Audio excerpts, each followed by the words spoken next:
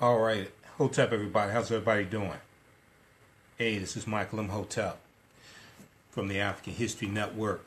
All right, it is Wednesday, April 4th, 2018, 50th anniversary of the assassination of Dr. Martin Luther King Jr. And some of you have seen some of the articles that we posted today. And I wrote an article back in December, on December 15th, 2015, called Why Did Dr. King Tell Us to Redistribute the Pain? Why did Dr. King tell us to redistribute the pain? Understanding the power of economic withdrawal. Okay? And this is an article that I wrote. You can read all of my articles at AfricanHistoryNetwork.com, AfricanHistoryNetwork.com. But this is about Dr. King's last speech, April 3rd, 1968. I've been to the mountaintop. And what happens is that, and I saw it, I saw it today in some of the celebrations of Dr. King, right? We'll focus in on the parts of Dr. King's speeches that get the most applause. But just because it gets the most applause does not mean it's the most important part of the speech. Okay? And, we saw it, I was at the event at the Charles H. Wright Museum tonight. And not knocking anybody, but I saw it tonight. And if you saw our broadcast, I posted about that. So what I want to do is talk about his last speech, I've been to the mountaintop, but talk about economic withdrawal strategies, economic boycotts, and what Dr. King meant by the term redistribute the pain. Because this is very deep what he was talking about, okay? All right, so let me post this information here. I'm broadcasting from my phone because there were some things acting up on Crowdcast, so I'm broadcasting from my phone. So give me a minute here. Let me pin this information here. Share this broadcast on your own Facebook page. Invite your friends to tune in. Also, share this information on your own Facebook page. Invite your friends to tune in as well. And we're going to post this information here on the thread, and so it stops moving. Okay, so I'm going to pin it here so it stops moving. All right. So in the article, I talk about how oftentimes Dr. King's messages are misunderstood, okay? And let's get, okay, we've got that. Let me flip back over here to the article. All right.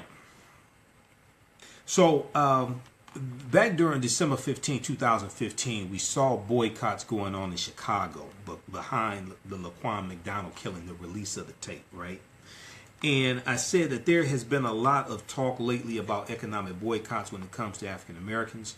Many people have talked about boycotting Black Friday and Christmas due to the various cases of police killings of African Americans, whether it was Eric Garner, Tamir Rice, John Crawford III, Michael Brown, Freddie Gray, or Laquan McDonald. In Chicago on Black Friday back in 2015, November 2015, Black Friday, November 27, 2015, we saw protests on Michigan Avenue, which was called the Magnificent Mile. The Magnificent Mile on Michigan Avenue, okay? And we saw protesters blocking the entrances to stores on the Magnificent Mile behind the way the city of Chicago handled the Laquan McDonald killing and other injustices, okay? But I said, what I want to do in this article is deal with what Dr. King meant by the term redistribute the pain. Redistribute the pain.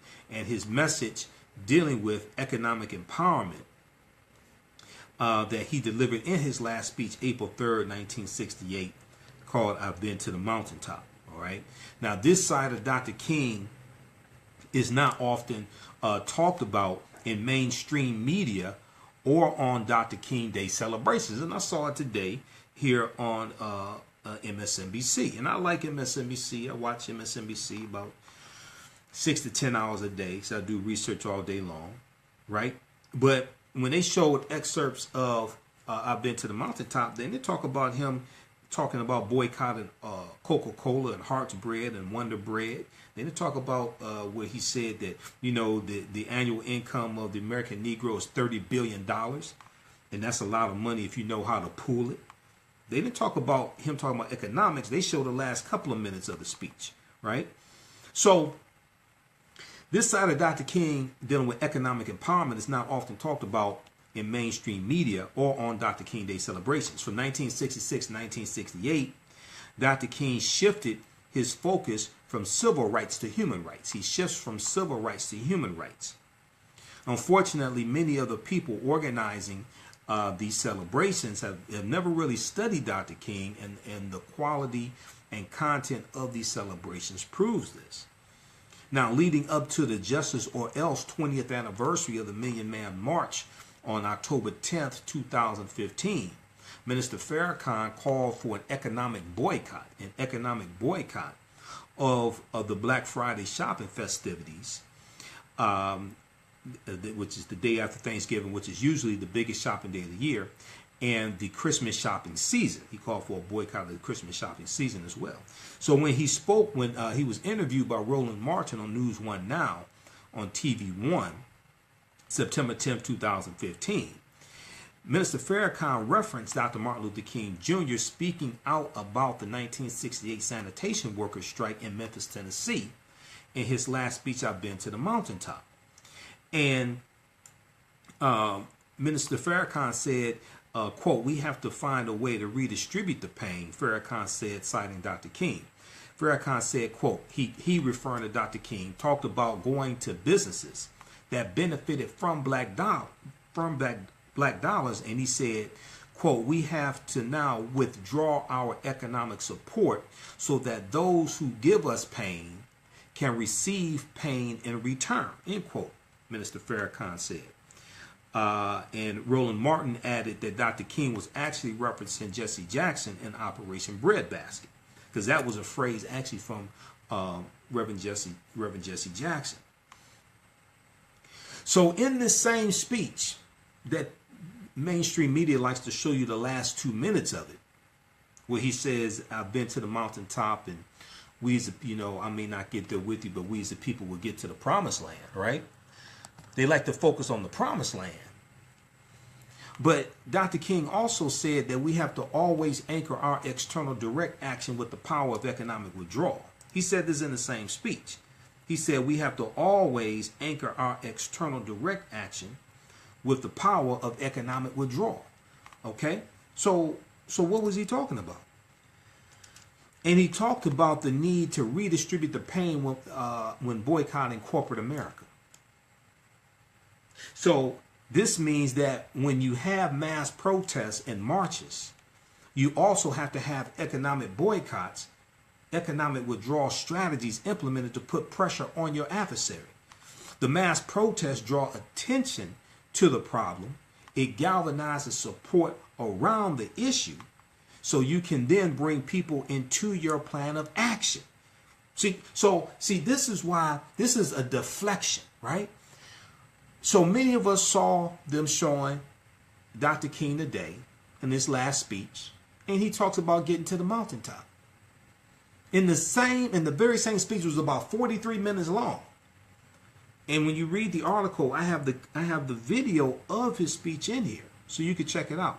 We'll post the link of this article on the thread of the broadcast. And you can go to AfricanHistoryNetwork.com, AfricanHistoryNetwork.com, click on the home page, read articles by Michael Imhotep. And when you takes you to our website with the articles, just search for Dr. King, or you can go back and look at the archives.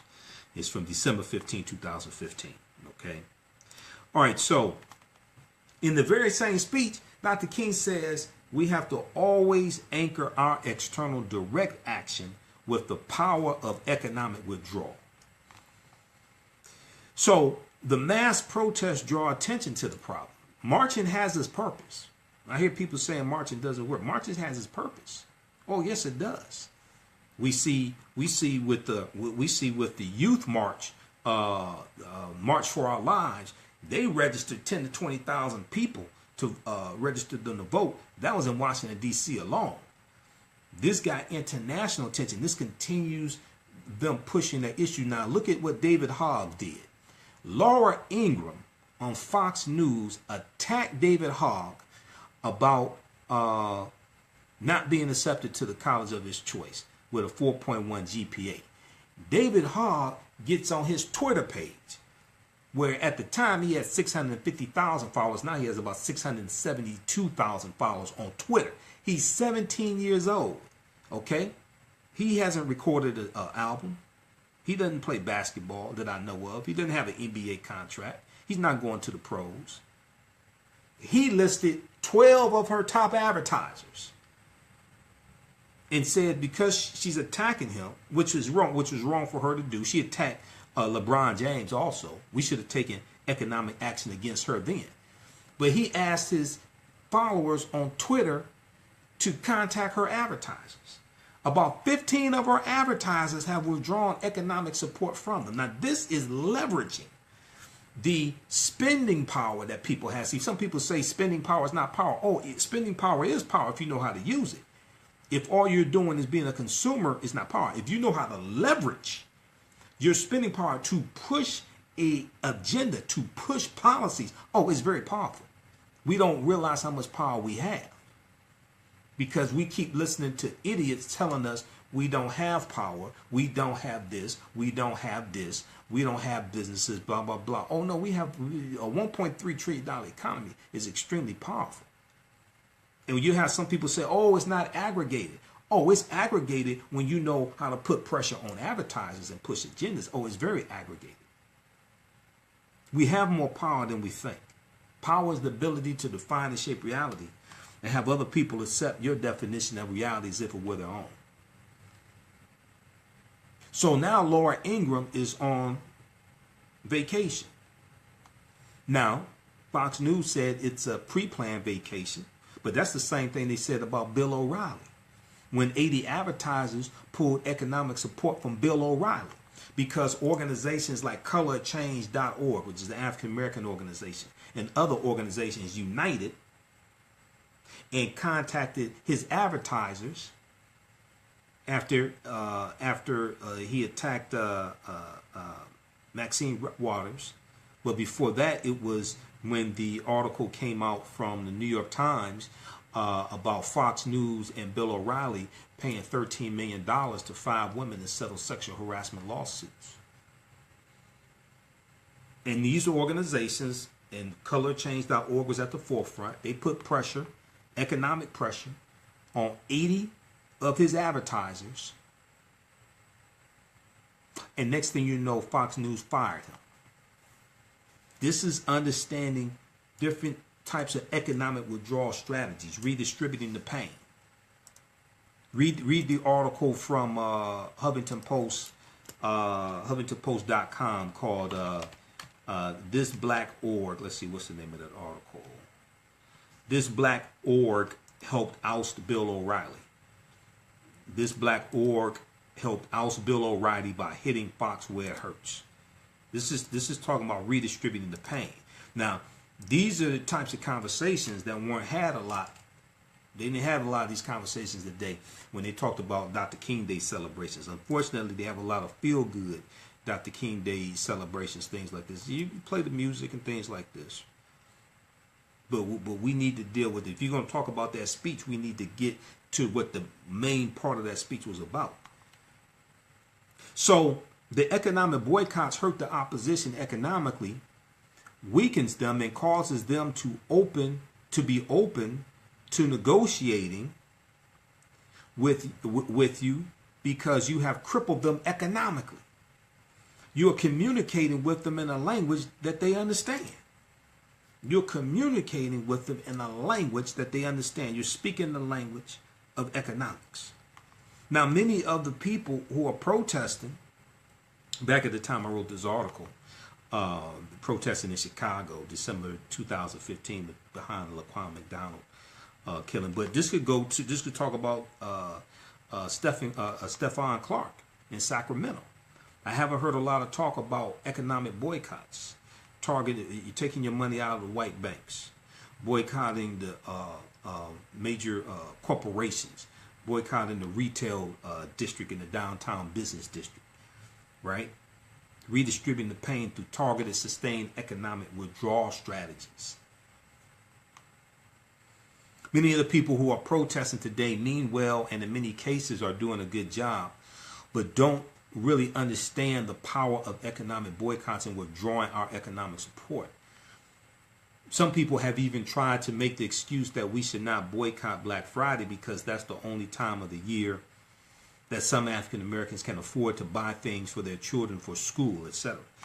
So that I put that in here because what happened was, see, I used to guest host Roland Martin's national radio show a lot. So some watching in Chicago used to listen to me on WVON. Some of you may be from Beaumont, Texas. You used to listen to me on different affiliates, right? So I was interviewing one of the sisters with what's the name? It's one of the Black Lives Matter organizations. Youth Project 100. Black Youth Project 100. It wasn't Charlene Carruthers. I interviewed her before, but it wasn't her. It was another sister.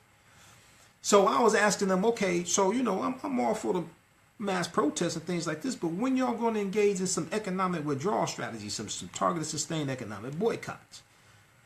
And then the sister I was interviewing said, well, Black Friday, because I mentioned Black Friday, she said, well, that's the time of the year that a lot of our people, that's the only time they can buy a lot of stuff.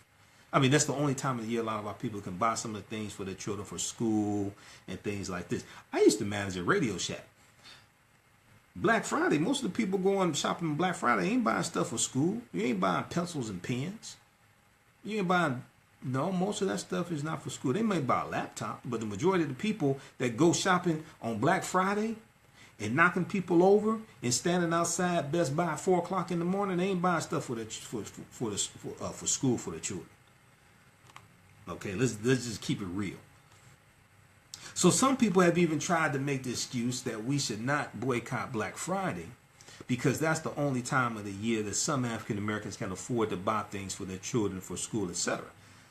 Okay, so I talk about how I worked in retail management for 5 years selling consumer electronics, and I can tell you that most of the things people are buying for Christmas are cheaper the day after Christmas than on Black Friday. That's true. A lot of stuff is cheaper the day after Christmas than on Black Friday. Also, the majority of what we are buying for Christmas is not for our children for school. We spend money on a lot of garbage that we would not purchase without the psychological programming of the media. My degree's in marketing. I understand psychological programming. We have to take consumer behavior. We have to take advertising. We have to take promotional strategies. I understand psychological programming.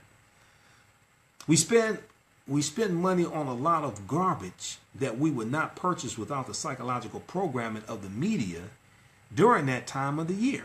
So we see commercials for Walmart, we see holiday commercials for Macy's, and these so not only this, see, the psychological programming is not only that, but check this out. So you watch The View, right, on ABC, and they have a Christmas set. The background is a Christmas set. Gets you in the mood for Christmas. You watch Good Morning America. They have a Christmas set. They go to commercial. It's a commercial telling you to go to this store to buy your Christmas gifts. Go to that store to buy your Christmas gifts. Hey, you can come and stand outside of the store. We're going to open at 5 a.m. Then they go back to the TV show with the Christmas set in the background. So all this is geared towards programming you, right, to get into the mood, of spending. You see Christmas promoted to you even on a local news show. They may have a Christmas set, right? Then they go to the local commercial, and it's geared towards getting you to spend money for Christmas, Black Friday, things like this. So this is all programming. Now, if you want to celebrate Christmas, I mean, go ahead. I'm dealing with the marketing behind it, the programming behind this, right? So that we understand what's taking place. So, also the majority of what we're buying for Christmas is not for our children for school. We spend money on a lot of garbage that we would not purchase without the psychological programming of the media during that time of the year. Economic boycotts or economic sanctions are also referred to as withdrawal of economic support or economic withdrawal, and have been proven to work when we have massive participation, and work best when they are targeted towards a specific business district, like a downtown district or a specific company or a group of specific companies. We can look at the 1960 Nashville, Tennessee boycott of the downtown business district during Easter. Very successful, helped to end segregation in Nashville, Tennessee. So the term boycott comes from Charles Cunningham Boycott, who was an Irish land agent, and in about 1880 he tried to evict non-paying tenants. He found himself an economic and social pariah. His employees stopped working in the fields, the stables, even in his own house. Local businessmen would not take his money, and the postman refused to deliver his mail. Charles Cunningham Boycott then imported labor to tend to the crops, but the added expense consumed the revenues generated by the harvest. So what happened was the action taken against him in retaliation became synonymous with his last name. And this is why people use the term boycott today, but don't know the origins because they don't understand the history behind the term. So in an excerpt from I've Been to the Mountaintop, April 3rd, 1968, in Memphis, Tennessee, the day before Dr. King was assassinated, he said that now the other thing we'll have to do is this. He said, always anchor our external direct action with the power of economic withdrawal. Always anchor our external direct action with the power of economic withdrawal. He said, now we are a poor people. Individually, we are poor. When you compare us with white society in America, we are poor. Never stop and forget that collectively, that means all of us together, collectively we are richer than all the nations in the world, with the exception of 9. Did you ever think about that? After you leave the United States, Soviet Russia, Great Britain, West Germany, France, and I could name the others, the American Negro collectively is richer than most nations of the world. We have an annual income of more than $30 billion a year, which is more than all the exports of the United States and more than the national budget of Canada. Did you know that? That's power right there if you know how to pull it. Now, this is in the same speech that you saw running all day today on CNN and MSNBC and Headline News and all this local news stations talking about his last speech.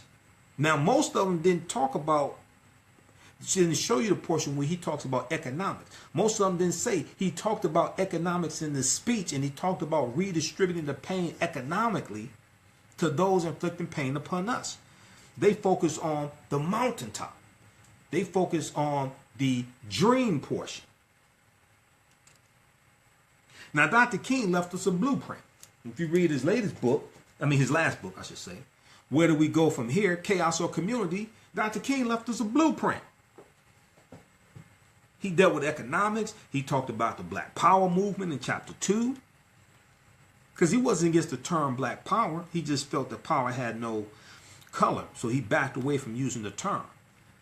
But he wasn't against the Black Power movement in general. So Dr. King is saying that marching is not enough. Okay? When he says that we have to always anchor our external direct action with the power of economic withdrawal. He's saying that marching is not enough. Mass protests are not enough. You have to accompany the mass protest with economic withdrawal of your dollars, which gets the attention of those who you are trying to negotiate with very quickly.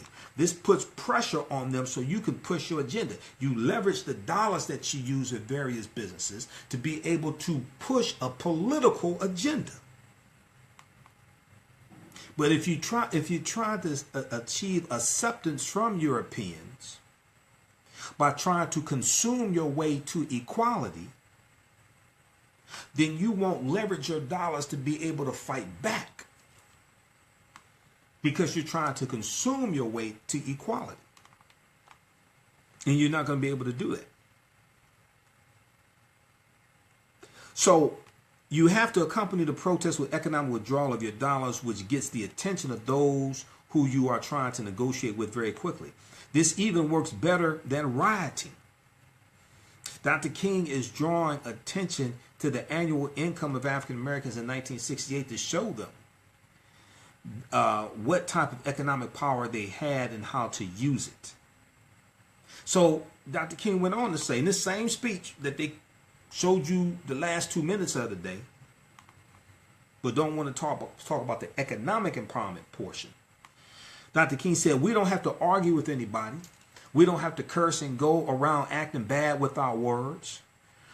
We don't need any bricks and bottles. We don't need any Molotov cocktails. We just need to go around to these stores and to these massive industries in our country and say, God sent us by here to say that you're not treating his children right. And we've come by here to ask you to make the first item on your agenda fair treatment where God's children are concerned. Now, if you are not prepared to do that, we do have an agenda that we must follow, and our agenda calls for withdrawing economic support from you. This is in the speech.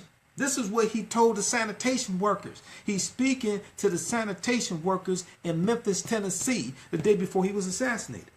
Now, he didn't just start talking about economic empowerment then and economics then. The people who say that are people who never studied Dr. King. They never read any of his books. The man wrote 5 books. This is his first book. Strive Toward Freedom, the Montgomery Story. This is about the Montgomery bus boycott that lasted 381 days, December 5th, 1955 to December 20th, 1956. Dr. King wrote 5 books. We need to read the man's writings. Because I listen to what people say about Dr. King. I have to tell you, you never studied Dr. King. You never read any of his books. You never read any of his papers that he wrote. You haven't read the papers in the King papers. So the key element here is to have an agenda, because Dr. King was laying out a blueprint. If you don't have an agenda or a plan, then the goals that you want to achieve probably won't happen. Oftentimes people confuse goals with a plan. They confuse goals with a plan. Goals are things you want to achieve. A plan is a step-by-step strategy of how to achieve the goals. Many times something happens like a police killing of an African American or lead poisoning of water like in Flint, Michigan, and people will want to march and protest. Yes, this oftentimes draws media attention, which is good, but it is not redistributing the pain enough to force entities to yield to your demands. What Dr. King is saying is that even the serious threat of economic boycotts can oftentimes help your agenda.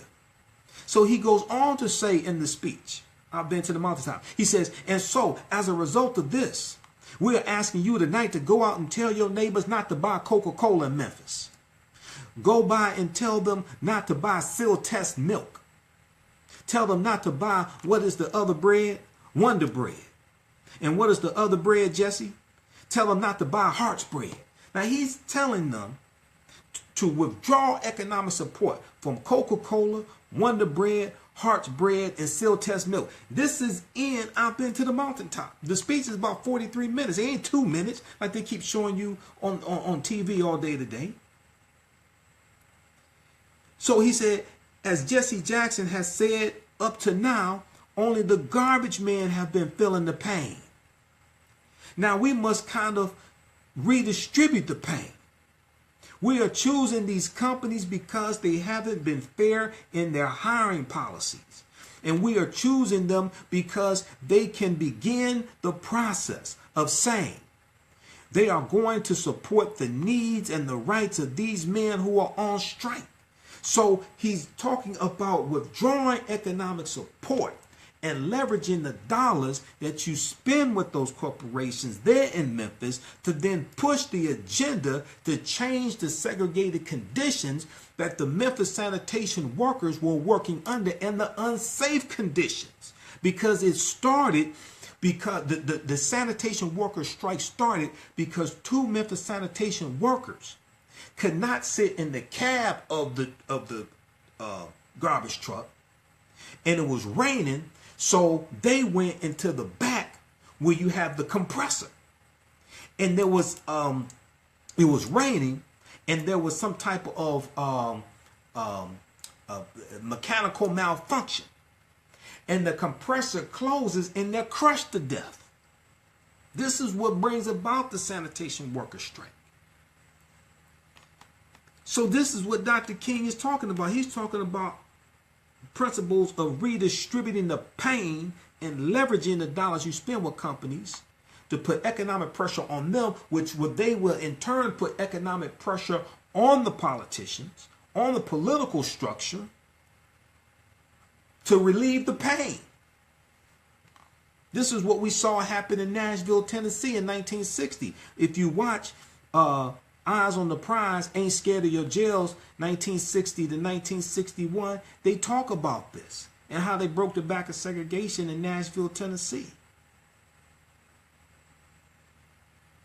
So Dr. King said, and we are choosing them because he's talking about choosing these companies because they can begin the process of saying they are going to support the needs and the rights of these men who are on strike. And then they can move on downtown and tell Mayor Loeb to do what is right. So he's talking about you put pressure on the businesses to then put pressure on the politicians. So what Dr. King is saying is that when you withdraw economic support from corporate America, it will negatively impact them to the point that they will go on your behalf to the mayor, city council, police chief, etc., and tell them that whatever they are doing needs to stop because they are losing too much money. You're speaking a language that they understand. City officials yield to businesses, especially the ones who help finance their election campaigns. And these businesses pay city taxes. And if they get huge tax breaks, they employ so many citizens that they get huge tax breaks. So if they're losing money, they're going to have to start laying off people. Those people they employ pay city taxes. They also vote. So the best type of protest is when it is targeted and sustained. When you boycott specific companies or a certain downtown business district, you are more likely to see results. When you're out protesting, you should have signs with the names of corporations on them that you are boycotting, and the signs of white-owned banks that you are withdrawing economic support from also, and the signs of black-owned banks to redirect your dollars to. When the news cameras broadcast you to millions of people, these millions of people will see the names of corporations that you are boycotting, that you are inflicting economic withdrawal upon.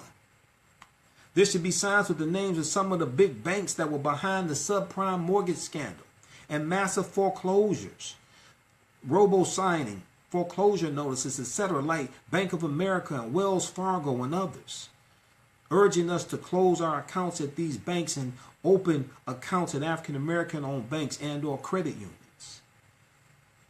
Boycotts like this can spread across the country, where you will have African Americans and others boycotting certain national chain stores and banks across the country, because it should never just be local. You leverage that and use social media to have economic boycotts across the country at those same businesses, those same chains, or possibly the same industry. In 1960, we saw this with the Nashville, Tennessee economic boycott, because those boycotts, they were boycotting chain stores like Kresge and Woolworth. Okay, these boycotts spread to about 59 cities across the country, and African Americans up north who could go and get the full services at the 5 and dime stores, at the Kresge's and the Woolworths, they were boycotting these stores up north to be in solidarity with their brothers and sisters down south in Nashville, Tennessee. This is in 1960, before social media, before text messaging, before cell phones, before the internet.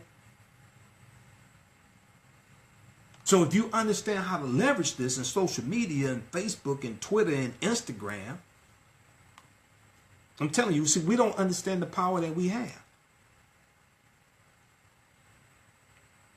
So boycotts like this can spread across the country, where you will have African Americans and others boycotting certain national chain stores and banks across the country. It's because of improprieties like robo-signing foreclosure notices that 5 major banks had to pay the U.S. government $25 billion in a settlement.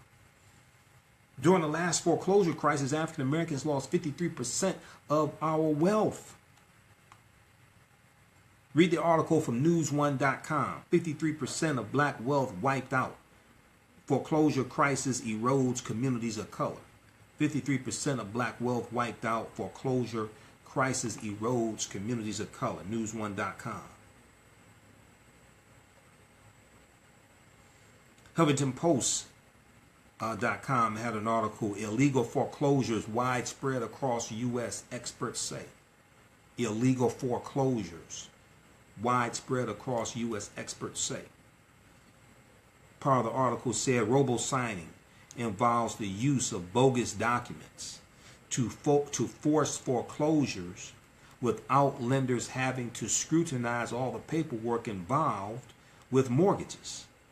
The practice was at the heart of the foreclosure scandal that led to a $25 billion settlement between the U.S. government and 5 major banks.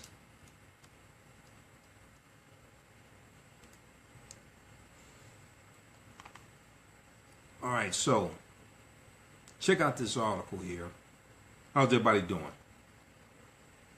I wanted to make sure we got this in tonight while it's still April 4th. Because most people haven't read this. So I'll post the link. You can read the rest of this article. This is an article I wrote back December 15th, 2015 called Why Did Dr. King Tell Us to Redistribute the Pain? Understanding the Power of Economic Withdrawal. Understanding the power of economic withdrawal. Okay? How y'all like this type of information? Share this broadcast on your own Facebook page. Invite your friends to tune in. How y'all like this type of information? Let's see who we have. We got John, Anthony, Florida. Now, when you have mass protests, and once again, like I said, I'm not against mass protests. When you have mass protests, right? Protests over Stephen Clark, things like this. At the end of that protest, after you block traffic, after you stood in front of white stores and blocked, and see, one of the problems is, see, this is why the history and culture is so important. African history and culture gives us our VIPs, our values, our interests, and our principles. Our values, our interests, and our principles, okay? And they influence our economic empowerment, political empowerment. So we have economic guerrilla warfare that we need to engage in. 3 main principles of economic guerrilla warfare: redistribute, redirect, and renegotiate. Redistribute the pain of those inflicting pain upon us through targeted, sustained economic withdrawal strategies. Redirect dollars to African American owned businesses so we can become the largest employees of our own people, just like every other ethnic group. Doesn't mean you're going to spend 100% of your dollars with African American owned businesses. Nobody spends 100% of their dollars with their own groups. And then renegotiate our relationship with corporate America so we can redirect some of the dollars that we spend with those companies in the forms of advertising dollars that they spend on in African American media, putting money in African American owned banks, contracts that we get from various corporations. They give out billions and billions of dollars a year in contracts. So these are a lot of things that we're missing out on. Reverend Al Sharpton, I was just listening to him, his radio show, Keeping It Real, yesterday. He was talking about how there was one, it was a city, I think it was a city, and the city employees or something like this. There were 113, 114, no, it was a black union. This is what it was. It was an African American union. I don't remember the industry. It was an African American union. And this union had about 113, 114 financial advisors investing their dollars because they had a pension fund, okay, investing their dollars. And he was asking them, okay, how many of these financial advisors are African American? There was only one out of 113, 114. He was saying that we should be, one of the things we should be pushing for with where we spend our dollars are African American financial advisors and or African American companies, investment firms, things like this. He said, because these are our dollars they're investing. And this is something we don't even think about. The other thing, and you've heard me talk about this recently in some of the previous broadcasts, the other thing that we have to do is look and see where our dollars are being invested, okay? And a lot of people are invested in gun manufacturers and privatized prisons and don't know it. And we're financing our own dehumanization. A lot of us are invested in through our 401k plans and pension fund plans. A lot of us are invested in gun manufacturers and privatized prisons and don't know it. So, for instance, if you look at the article from New York Times, no, which one is this? New York Times, February 26, 2018. You might be giving gun companies money even if you don't own a gun. You might be giving gun companies money even if you don't own a gun. February 26, 2018. You might not actually possess a gun because 78% of Americans don't own guns.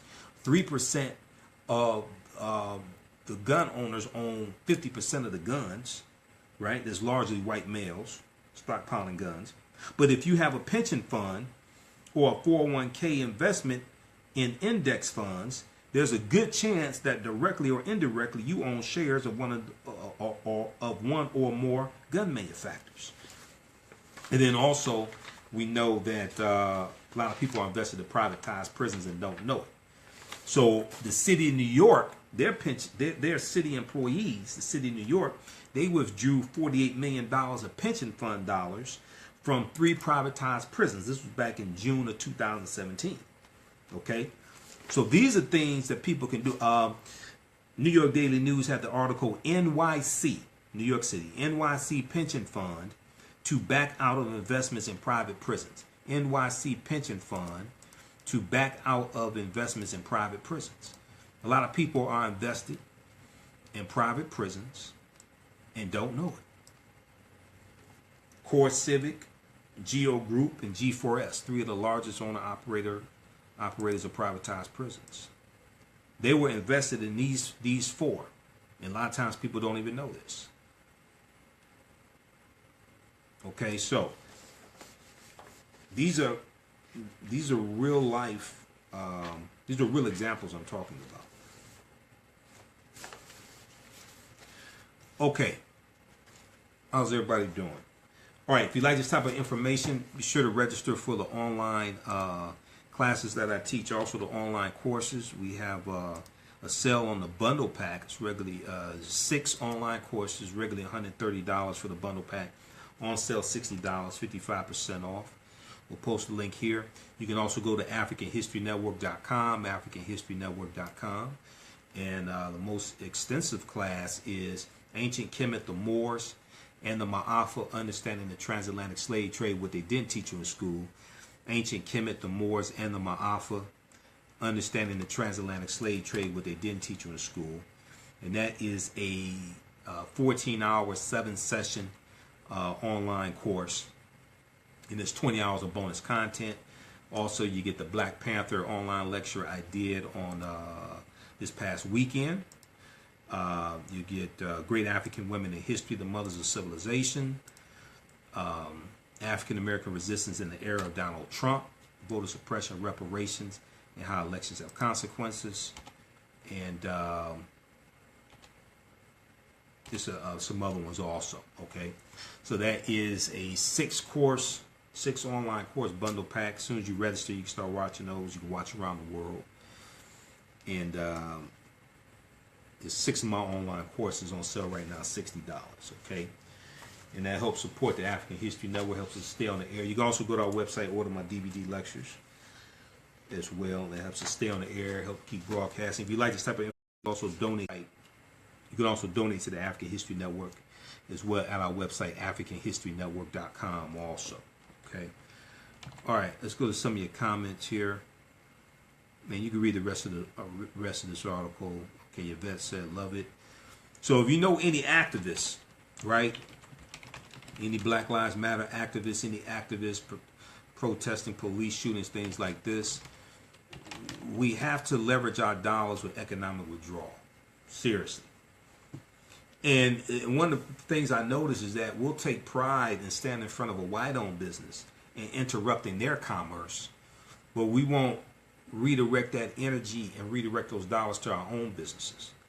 So at the end of each protest, right, we need to march ourselves down to black-owned businesses and buy them out. You got 1,000 people, 500 people that come out to a protest. At the end of that protest, march yourself down to black-owned businesses and buy them out. Okay, Anthony, first they couldn't be in the break area with the whites. Yeah, that's Memphis. Yeah, also. But they couldn't ride in the cab. They couldn't ride in the cab as well. There was segregation. They were dealing with segregation in the workplace. Those stations are sponsored by Coca-Cola. They can't air that. I can't believe I never heard he wrote books. I can't believe I never heard he wrote books, but it's a shame. Yeah, oh yeah, Dr. King wrote 5 books. It was when he wrote his first book, I think it was his first book, he was doing a book signing, and that's when he was stabbed in the chest with a letter opener. And he almost died then.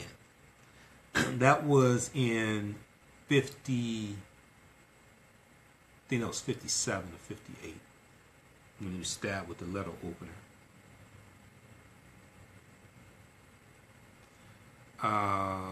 Okay.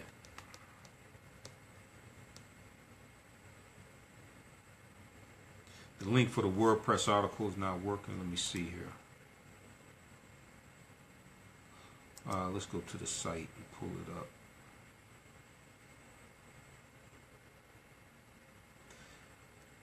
Okay. Those in Detroit, you know, I'm doing a lecture in Detroit Thursday, April 5th, 12 noon to 3 p.m. Out in Oak Park, Michigan. The Crown Point office building, Suite 340. It's analysis of the film Black Panther. Okay. And we'll have that on DVD also at AfricanHistoryNetwork.com. Then I'll be in Baltimore this weekend, Saturday and Sunday, April 7th, April 8th, at the UMBC Event Center for the 17th Annual Natural Hair Care Expo. The 17th Annual Baltimore Natural Hair Care Expo. 17th Annual Baltimore Natural Hair Care Expo. Visit AfricanHistoryNetwork.com. We have the information there. Also, NaturalHairCareExpo.com. NaturalHairCareExpo.com. So I have a vendor booth there. We'll have our DVDs. And then I'll be doing a workshop Saturday and a workshop Sunday on Great African Women in History, the Mothers of Civilization. Okay, I posted the link again there, so hold on, this should work.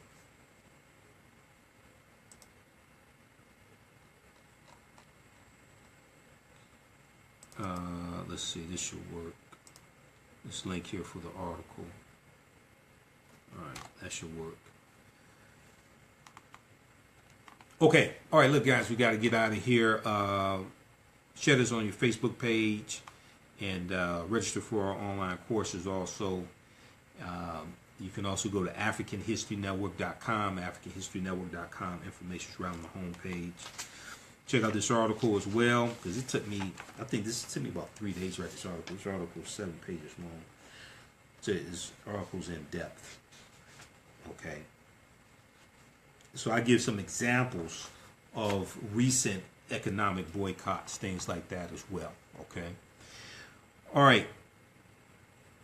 All right, look, we have to get out of here. Hey, remember at the African History Network, we focus on educating, empowering, and inspiring people of African descent throughout the diaspora and around the world. Because right now it's corrects role and behavior. What you do for yourself, what you do to yourself, and what you allow other people to do to you and get away with is based upon what you think about yourself. What you think about yourself is based upon what you have been taught about yourself. What you have been taught about yourself is based upon everything you've read, heard, and seen about yourself. So when you control the radius of a man's thoughts, you can control the circumference of his actions, because the mind can't do or teach what it doesn't know. Also, just so you know, with the online classes, I do a PowerPoint presentation. We have video clips, articles. There's a lot of information there, okay? All right, remember, right now is correct wrong behavior. It's not over till we win. All right, Wakanda forever. Imhotep. I'll see you all in Detroit and Baltimore this coming weekend. All right, talk to y'all later. Peace.